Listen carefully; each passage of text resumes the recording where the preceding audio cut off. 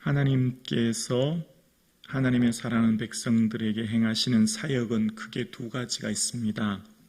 첫 번째는 말씀이라는 것입니다. 누구누구에게 이르시되 누구에게 말씀하여 라고 하는 이것이죠. 그래서 오늘 본문에도 보면 여호와의 말씀이 내게 임하여 이르시되 라고 하지 않습니까?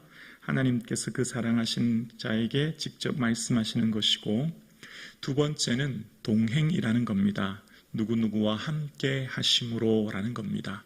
그래서 누구누구와 함께 하심으로 그의 삶을 이끄시는 하나님, 그러니까 하나님께서 함께 하시는 동행의 역사의 방식은 말씀과 무엇으로 이르시되라고 하는 것과 동행, 누구누구와 함께 하신다라는 것입니다. 그것은 곧 하나님의 그 사랑의 표현이죠. 자, 오늘도 마찬가지입니다. 여호와의 말씀이 내게 임하여 이르시되, 하나님께서 에스겔에게 말씀하신 것이죠. 그 말씀하신 내용이 뭡니까? 2절에 보면 인자야 포도나무가 모든 나무보다 나은 것이 무엇이랴? 숲속의 여러 나무 가운데 있는 그 포도나무 가지가 나은 것이 무엇이랴? 라고 얘기합니다.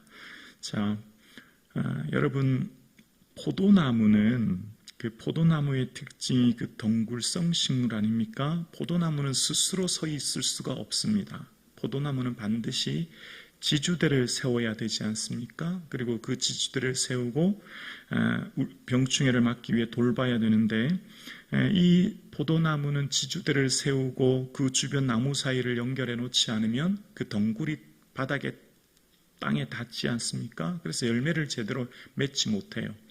스스로 설 수도 없고 가지도 스스로 펼 수도 없는 아주 연약한 존재, 스스로는 할 수 있는 것이 아무것도 할 수 없는 존재가 포도나무입니다. 자, 반면 숲속의 여러 나무 가운데라고 했죠. 여러 나무, 나무 중에 나무, 이때 당시 최고의 나무는 바로 백향목 나무였습니다. 솔로몬의 성전을 지었던 백향목 나무요. 근데 그 백향목은 어떤 나무였냐면 에스겔 31장 3절에 보면 하나님이 이런 말씀을 하시거든요. 볼지어다 아수르 사람은 가지가 아름답고 그늘은 숲의 그늘 같으며 키가 크고 꼭대기가 구름에 닿은 레바논 백향목이었느니라. 꼭대기가 하늘을 닿았다는 말은 보통 백향목 높이가 40m쯤 자란다고 합니다. 굉장히 높이 자라는 거죠. 수령은 한 3,000년, 최고된 나무는 3,000년까지 오랜 수령을 자랑한다고 합니다. 향 진해서 벌레가 잘 그 나무를 먹지 못한대요. 그래서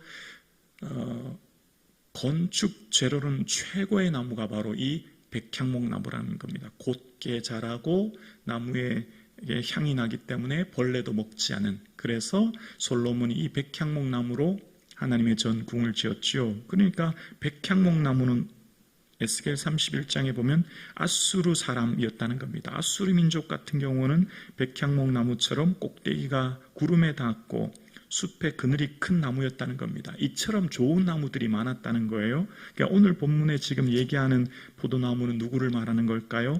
이스라엘 예루살렘 주민들입니다. 6절에 보면 6절 끝부분에 보시면 이런 내용이 나와요. 6절 마지막에 내가 예루살렘 주민도 그같이 할지라. 그 얘기 하시려고 비유를 들어서 설명하는 거예요. 포도나무는 누구냐면 예루살렘 주민이라는 겁니다. 자, 그러니까 오늘 본문을 다시 살펴보면 이렇습니다. 인자야 예루살렘 주민이 다른 주민보다 나은 것이 무엇이냐, 이렇게 읽으면 쉽게 이해가 되죠. 예루살렘 주민은 원래 누구예요? 노예입니다. 그 위에 대대손손 올라가 보면 노예 집안 출신이에요. 볼품이 아무것도 없어요. 예루살렘 객관적으로 보면, 평가하면 아무것도 보잘것없는 백성들이 예루살렘이에요. 스스로 존재할 수 없는 연약한 자. 그런데 어떻게 해요?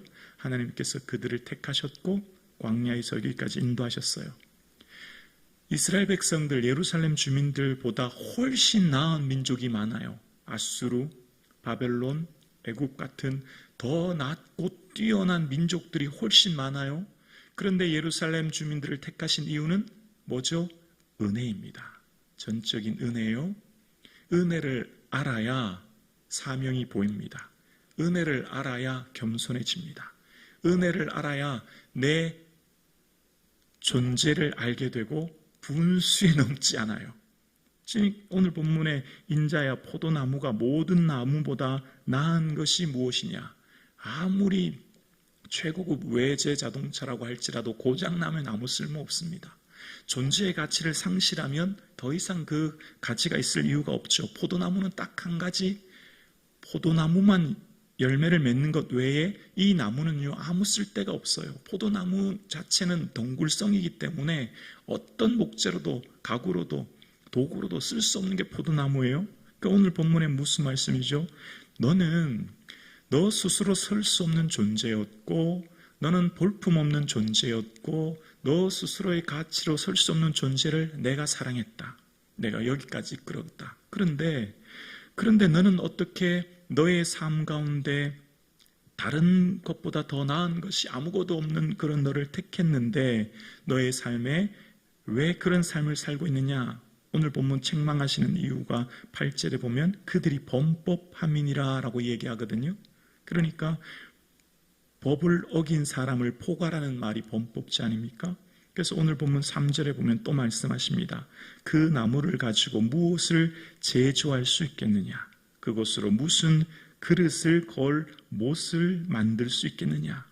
나무 가지가 덩굴성이라 그 재질로는 아무것에도 쓸 수 없는 게 포도나무입니다. 여러분 포도나무 잘 알고 계시죠? 예, 사실 나무라고도 하기도 참 어려워요. 그 줄기를 자체를 말입니다. 그래서 뭘 제조할 수 있는 것도 안 돼요.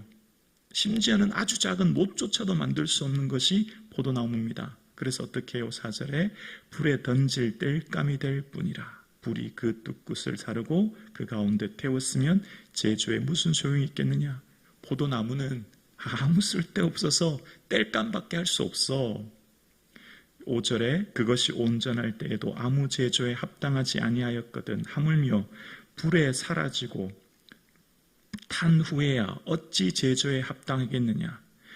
포도나무가 온전히 있어도 아무 짝에도 쓸모없는 아무 곳에도 제조할 수 없는데 하물며 불에 탄 후에 이미 거슬러서 이미 다 쓰러진 후에 그걸 어디다 쓰겠느냐? 지금 이스라엘 백성들이 불에 탔다는 건 뭘 말하고 있을까요? 그 가치가 더 이상 쓸모없다는 겁니다. 이 표현은 뭐죠?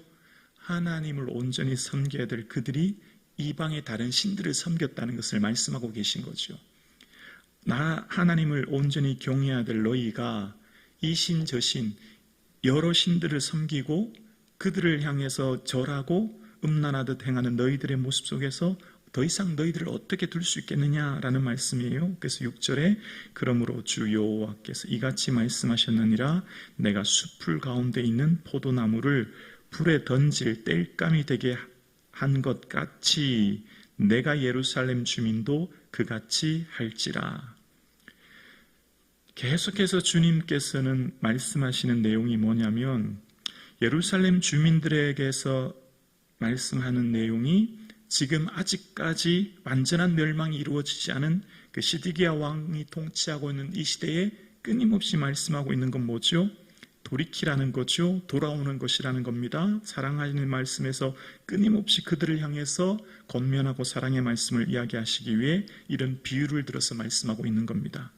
그렇지만 그들이 참 안타까운 것은 돌이키지 아니하고 7절에 내가 그들을 대적한즉 그들이 그 불에서 나와도 불이 그들을 사르니니 내가 그들을 대적할 때에 내가 여호와인 줄 너희가 알리라. 8절이요 내가 그 땅을 황폐하게 하리니 이는 그들이 범법함이니라. 나 주 여호와의 말이니라 하시니라. 여기 범법함, 범법하다의 원어의 뜻 말은 배반하다라는 겁니다. 하나님을 배반했다는 겁니다.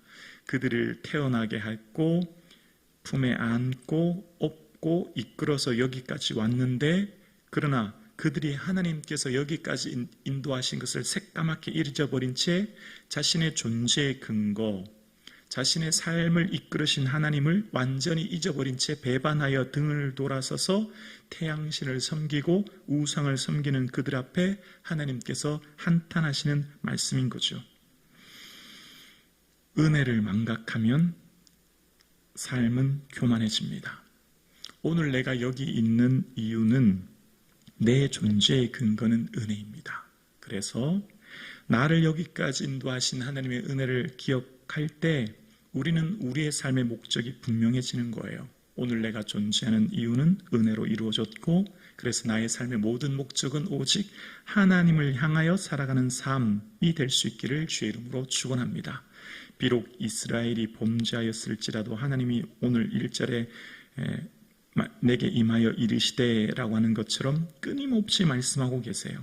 범죄하고 쓰러지고 잘못한 그들에게 하나님은 끊임없이 말씀하신다는 것은 아직까지도 사랑하고 있다는 것이죠. 하나님께서는 아무리 범죄하고 잘못한 백성일지라도 끊임없이 말씀하시고 돌이키게 하시고 인도하신 하나님의 은혜를 오늘 본문에 발견하게 됩니다. 오늘 우리 하나님은 좋으신 하나님이라 그 긍휼이 풍성하신 하나님은 끊임없이 우리에게 기회를 주시고 돌이키게 하시고 함께 하신 하나님을 기억하며 오늘 내 존재의 모든 근거는 은혜임을 잊지 않아 내 삶이 주의 영광 위에 살아갈 수 있는 겸손한 삶 될 수 있기를 주님의 이름으로 축원합니다.